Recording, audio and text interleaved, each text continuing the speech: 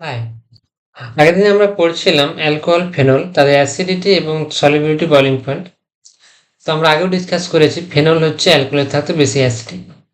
তাহলে অ্যাসিডকে আমরা অ্যাসিড কারা না, অ্যাসিড হচ্ছে এরকম কিছু মলিকুল যারা কি করে না জলে তাদেরকে যদি দ্রবীভূত করা হয় তাহলে তারা কি করবে, একটা H+ ছেড়ে দেবে আর এ মাইনাস হিসেবে থাকবে। এ মাইনাস কি করে হচ্ছে, এই যে এর মধ্যে যে কোভ্যালেন্ট বন্ডটা আছে সেখানে দুটো ইলেকট্রন আছে, ভালো করে বোঝার চেষ্টা করো। এখন যখন প্রোটন বেরোবে তখন প্রোটন নিজে বেরোবে, কাউকে সাথে নিয়ে বেরোবে না। প্রোটন কি হচ্ছে 1s0, পুরো এমটি, কোনো ইলেকট্রন নেই। তার জন্য আহ, একটা ইলেকট্রন এর ছিল, এই ইলেকট্রনটা এর, আর এই ইলেকট্রন হাইড্রোজেন অ্যাটম। এখন হাইড্রোজেন প্রোটন হিসেবে বেরোনোর কারণে সে কোনো ইলেকট্রন নেয়নি, তাহলে একটা যে এক্সট্রা ইলেকট্রন সে একে দিয়ে গেছে। তার জন্য একটা ইলেকট্রন এর ছিল আর একটা ইলেকট্রন চলে এসেছে প্রোটনের হাইড্রোজেন অ্যাটম থেকে, তার জন্য একটা ইলেকট্রন বেশি হওয়ার জন্য এটাকে মাইনাস দিয়ে রিপ্রেজেন্ট করা হয়। তাহলে এই মাইনাসের অতটা বুঝতে পারলে, মাইনাস মানে একটা ইলেকট্রন অন্য কারো কাছ থেকে পেয়েছে, একটা ইলেকট্রন অন্য কারো কাছ থেকে পেয়েছে, তার জন্য মাইনাস হয়েছে। তো যাই হোক, এই প্রোটন যারা করবে যে মলিকুল তাদেরকে আমরা বলবো অ্যাসিড। যেমন আমরা দেখিয়েছিলাম ফেনল যখন এই H+ বের করে দেয় তখন সে কি মানে ফেনক্সাইড অ্যানায়ন বানায়। আমরা ডিসকাস করেছি যে ফেনক্সাইড অ্যানায়নটা স্টেবল, কারণ সে কনজুগেশন করতে পারে। মানে আমরা বললাম যে ডাইভোর্স হওয়ার পরে যে দুঃখটা, নেগেটিভ চার্জটাকে যদি বলে দুঃখ, সেই দুঃখটা সে ভাগ করে নিতে পারবে পুরো তার কার্বন সিস্টেমের মধ্যে।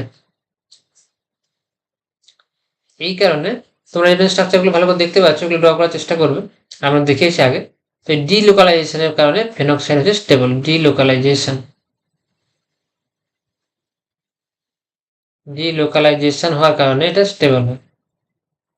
আর ডাইভোর্স হওয়ার পরে মানে কি, প্রোটন বেরিয়ে যাওয়ার পরে যদি কোনো পিসি স্টেবল হয়, অ্যানায়নটা যদি স্টেবল হয়, তাহলে সে ইজিলি ডাইভোর্স দিয়ে দেবে। মানে সে জানে যে আমি এরপরে ভালোভাবে থাকতে পারবো, আমার কোনো সমস্যা নেই, তাহলে সে আর ইজিলি প্রোটন ছেড়ে দেবে, তাহলে অ্যাসিডিটি বাড়বে, অ্যাসিডিটি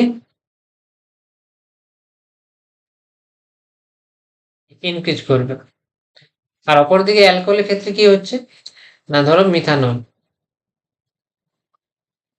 মিথানল থেকে যখন H+ বেরিয়ে যাবে তখন O- তৈরি হবে আর H+ তৈরি হবে। এখন এই মাইনাসটা কিন্তু কোথাও ডিলোকালাইজ হওয়ার কোনো ব্যাপার নেই, ডিলোকালাইজ হতে পারবে না, কারণ মিথাইল তো CH3 গ্রুপ, সে কি করবে আর ইলেকট্রন দেবে, দুঃখ আরো বাড়িয়ে দেবে, তাহলে নট স্টেবল। তার জন্য তার ইজিলি সে প্রোটন দিতে পারবে না, তার জন্য লেস অ্যাসিডিক। বুঝতে পারলে? ফেনল অ্যালকোহলের ধাতে বেশি অ্যাসিড। এবার দেখো নাইট্রোফেনলের অ্যাসিডিটিটা আমরা কম বের করতে চাইবো আজকে।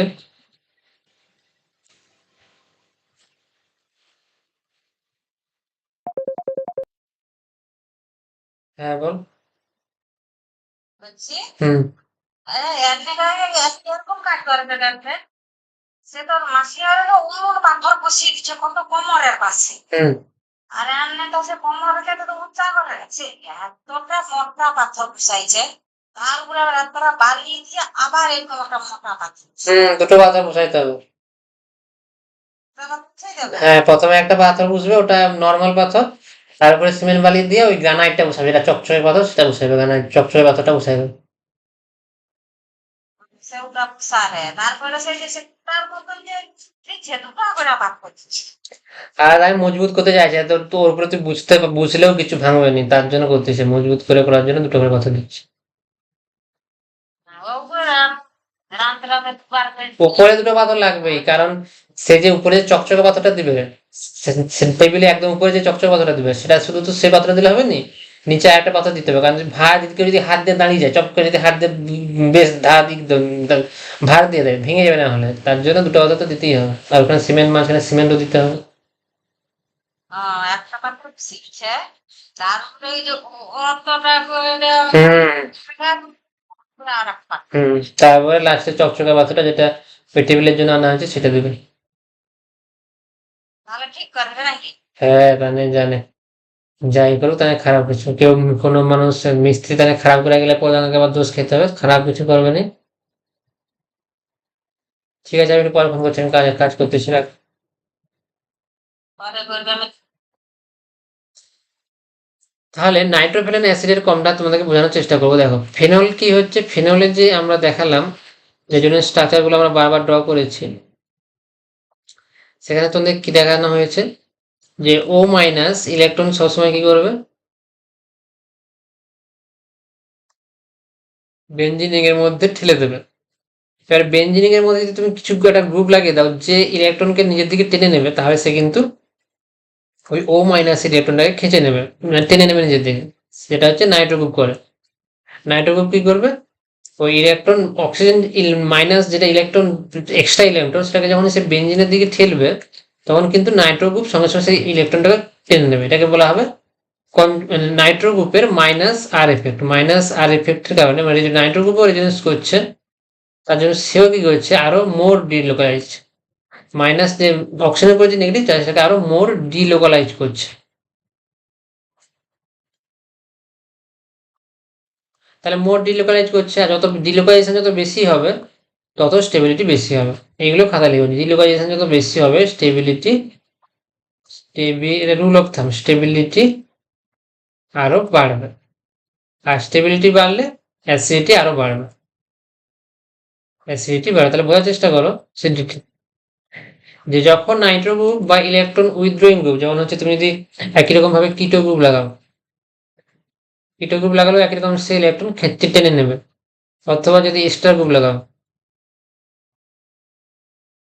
সবাই কি করছে, ইলেকট্রন উইথড্রয়িং গ্রুপ। যখন তুমি ইলেকট্রন উইথড্রয়িং গ্রুপ, নাইট্রো অথবা সায়ানাইড অথবা কিটো, অ্যালডিহাইড, এস্টার, এই গ্রুপগুলো যখন লাগাবে তখন সে নেগেটিভ চার্জটাকে আরো বেশি মোর ডিলোকালাইজ করবে, তার জন্য স্টেবিলিটি বাড়বে এবং তার জন্য অ্যাসিডিটি বাড়বে। তার জন্য নাইট্রোফেনলের অ্যাসিডিটি নর্মাল ফেনলের থাকতে বেশি হবে। নর্মাল ফেনল থাকতে অ্যাসিডিটি, তাহলে ফর্মটা কি হবে, অ্যাসিডিটি,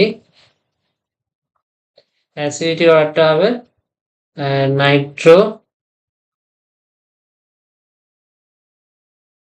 ফেনল বেশি হবে কার থাকতে, ফেনলের থাকতে। নাইট্রোফেনল অনেক বেশি হবে ফেনলের থাকতে। এবার দেখো নাইট্রোফেনলের, আমরা যখন ফেনলের নাইট্রেশন করব,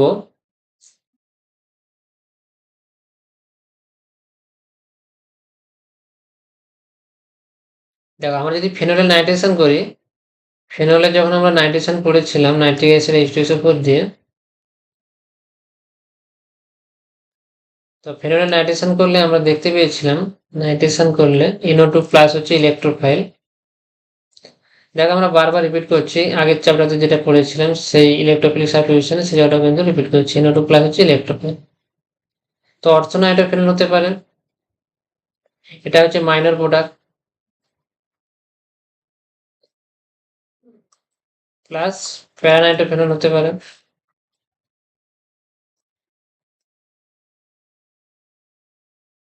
এটা হচ্ছে মেজর প্রোডাক্ট।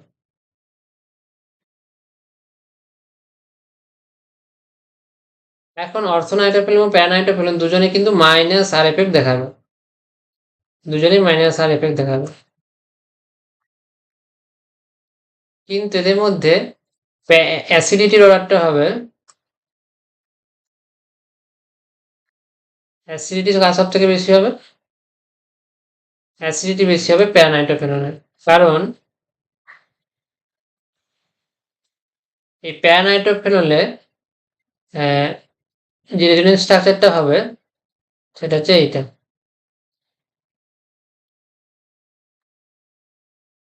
কি করে হচ্ছে, ক্লাস 11-এ খুবই ফাঁকি দিয়েছো, তারা কতটা স্ট্রাগল করছে তোমরা নিজেরাই বুঝতে পারছো, যে তোমরা কিছুই বুঝতে পারছো না হয়তো অর্গানিক কেমিস্ট্রিতে। তো ক্লাস 11-এ যেসব টিচাররা তোমাদেরকে বলবে যে কি ভালো করে পড়ার দরকার নেই, না বললেও হবে, তো তোমরা কতটা তোমাদের ক্ষতি করেছো সেটা তোমরা বুঝতে পারছো।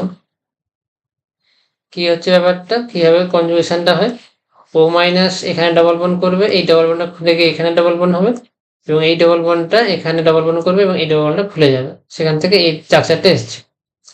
তো প্যারানাইট্রোফেনল মোর অ্যাসিডিক দেন অর্থোনাইট্রোফেনল, কারণ অর্থোনাইট্রোফেনলে কিন্তু এত লম্বা কনজুগেশন হবে না, সেখানে শুধুমাত্র এইটুকু হয়ে যাবে, এখানেই শেষ, ও মাইনাস, ও মাইনাস। তো প্যারানাইট্রোফেনল মোর অ্যাসিডিক হবে, প্যারানাইট্রোফিনল মোর অ্যাসিড হবে কার থাকতে, অর্থোনাইট্রোফিনলের থাকতে, অর্থোনাইট্রো থাকতে। প্রথমে হবে প্যারা, তারপর হবে অর্থ, তারপর হবে মেটা। কারণ মেটানাইট্রোর ক্ষেত্রে কি হয়, মাইনাস আর কাজ করে না, মাইনাস আর এখানে থাকে না, no minus R effect, only minus I effect.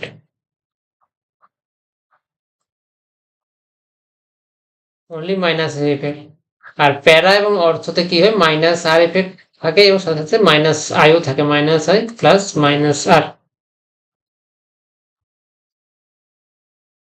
তো বুঝতে পারলে যে নাইট্রোফেনলের মধ্যে সব থেকে প্যারা নাইট্রো, তারপর অর্থোনাইট্রো, তারপর মেটানাইট্রো, তারপরে হচ্ছে নর্মাল ফেনল। এটা হচ্ছে অ্যাসিডিটির অর্ডার। তো আমি আরেকটু রিভিশন করে দিতে চাইছি। তো তোমরা ক্লাস 11-এ একেবারেই পড়ানি, কিন্তু এখানে সব থেকে বেশি অ্যাসিডিক বলেছে, দেখো সব থেকে কম অ্যাসিডিক বলেছে, কম অ্যাসিডিক হচ্ছে, সব থেকে কম অ্যাসিডিক হবে মেটানাইট্রোফেনল। সেটা তোমরা বুঝতে পারছো এখান থেকে, মেটানাইট্রোফেনল সব থেকে কম হবে। কোশ্চেনটা ভালো করে দেখে নাও, কোশ্চেনটা আবার দেখে নাও। অর্থ, প্যারা, মেটা, 2,4 ডাইনাইট্রোফেনল দেওয়া আছে। 2,4 ডাইনাইট্রোফেনল আমি স্ট্রাকচারটা ড্র করছি। দেখো আরেকবার বলে দিচ্ছি, নর্মাল ফেনল হচ্ছে এই মলিকুলটা, নর্মাল ফেনল। আর আমি যদি মেটা পজিশনে নোটো গ্রুপ যোগ করি, যে টিচাররা বলবে ক্লাস 11-এ ভালো করে পড়ার প্রয়োজন নেই, কোনো কাজে লাগবে না, তাদেরকে বলবে জি নিটের প্রশ্নগুলো কোথা থেকে আসে, আর ক্লাস 12-এ গিয়ে যে আমি পড়াশোনা করবো তার আন্ডারস্ট্যান্ডিংটা কখন তৈরি হয়। তো ক্লাস 11-এ যেসব টিচাররা তোমাদেরকে বলেছে পড়তে হবে বা তোমরা পড়োনি, যার কারণে শুধু একটু মাথায় রাখবে তোমাদের কেরিয়ারটা, জীবন, তোমাদের লার্নিংটা কতটা পিছিয়ে পিছিয়ে গেছে তোমাদের। এটা হচ্ছে অর্থোনাইট্রোফেনল। এই জন্য বলা হয় সঠিক গাইড জরুরি, সঠিক গাইড শুরু থেকে জরুরি। তাহলে তুমি যত দেরি করে শুরু করবে তত দেরি হবে তোমার পৌঁছতে ডেস্টিনেশনে। এটা হচ্ছে প্যারানাইট্রোফেনল। এটাকে দেখো, এটাকে এই পজিশনটাকে বলা হয় 1 1 2 3 4 2 3।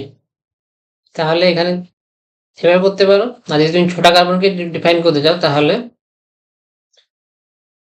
আচ্ছা, এটাকে 5 করো, এটা 6 কার্বন, এটা 6 কার্বন, এটা হচ্ছে অ্যাকচুয়াল 1 2 3 4 5 6 যদি করো এটা, আর এটাকে তুমি বলতে পারো অর্থ, অর্থ মেটা, মেটা প্যারা।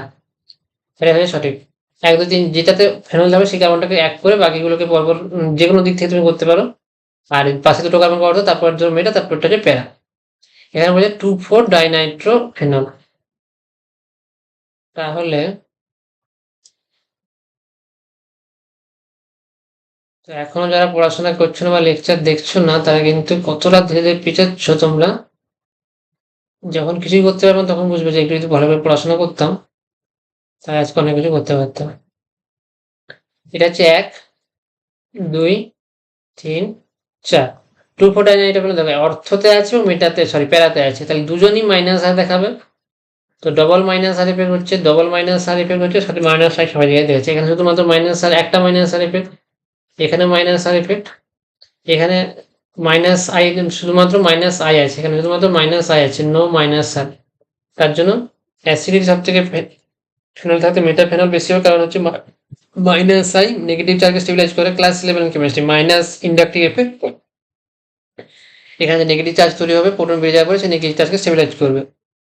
তারপরে মাইনাস আর অর্থ পজিশনে জিতে যাবে, আর তার থাকতে বেশি হবে প্যারা। অর্থ আর প্যারার মধ্যে প্যারা কেন বেশি অ্যাসিডিক সেটা আমি আগেরটাতে বুঝিয়েছি, তার জন্য অর্থ থাকতে প্যারা বেশি হবে। আর প্যারাতে যেহেতু আছে এখানে, তো এই প্যারা থাকতে এই প্যারা বেশি কেন হচ্ছে, কারণ আরেকটা ও গ্রুপের মাইনাস আর এফেক্ট থাকার জন্য এটা হচ্ছে সব থেকে মোস্ট অ্যাসিডিক। এটা থেকে কোশ্চেন এসছে মোস্ট অ্যাসিডিক কোনটা, মোস্ট অ্যাসিডিক কোনটা, সেখান থেকেও কিন্তু প্রশ্ন এসছে। তাহলে তোমরা বুঝতে পারলে আজকে আমরা ডিকাস এক্সপ্লেন করলাম ফেনল অ্যালকোহল থেকে কেন বেশি অ্যাসিডিক, রেজোনেন্সের জন্য, ডিলোকাইজ হওয়ার জন্য। তারপর নাইট্রোফেনলের acidic composer, nitrophenol acidic composer থেকে আমরা দেখালাম যে ইনোটো গ্রুপের মাইনাস আর এফেক্টের জন্য প্যারানাইট্রোফেনল বেশি এফেক্টিভ, ডিলোকালাইজেশনের জন্য তার জন্য বেশি অ্যাসিডিক অর্থোনাইট্রোফেনল থাকতে। আর মেটানাইট্রোফেনল ফেনলের থাকতে বেশি হবে তার মাইনাস আই এফেক্টের জন্য। আর 2,4 ডাইনাইট্রোফেনল হচ্ছে মোস্ট অ্যাসিডিক, তার কারণ হচ্ছে দুটো মাইনাস আর এফেক্টের জন্য। আরেকটা হচ্ছে 2,4,6, 2,4,6 ডাইনাইট্রোফেনল, সেটা হচ্ছে ট্রাইনাইট্রোফেনল, এটাকে বলে পিক্রিক অ্যাসিড বা নামটা দেখে ওই পিক্রিক অ্যাসিডই বলা হয়। এই 2,4,6 নাইট্রো ট্রাইনাইট্রোফেনল এই হচ্ছে সব থেকে বেশি অ্যাসিড, সবার সব থেকে বেশি অ্যাসিড এ। এক প্রথমে হবে এ, তারপর second, third, fourth, fifth, six, সব থেকে বেশি। কারণ এটা তিনটে মাইনাস আই ইফেক্ট, বুঝতে পারছো? তিনটে মাইনাস আই, তিনটে মাইনাস আর, তিনটে মাইনাস আই ইফেক্ট আছে প্লাস তিনটে মাইনাস আর ইফেক্ট আছে।